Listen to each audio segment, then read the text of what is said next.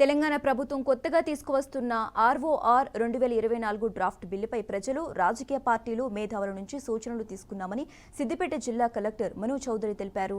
ROR చట్టంపై ప్రజలకు అవగాహన కల్పించడానికి సందేహాలు, సలహాల కోసం వర్క్షాప్ని ఏర్పాటు చేశామని చెప్పారు. సిద్దిపేట కలెక్టరేట్లో కొత్త ఆర్ఓఆర్ డ్రాఫ్ట్ బిల్లుపై జిల్లా కలెక్టర్ అధ్యక్షతన వర్క్షాప్ నిర్వహించారు. భూ ఆధార విధానంతో యూనిక్ ఐడి క్రియేట్ అవుతుందని కలెక్టర్ తెలిపారు.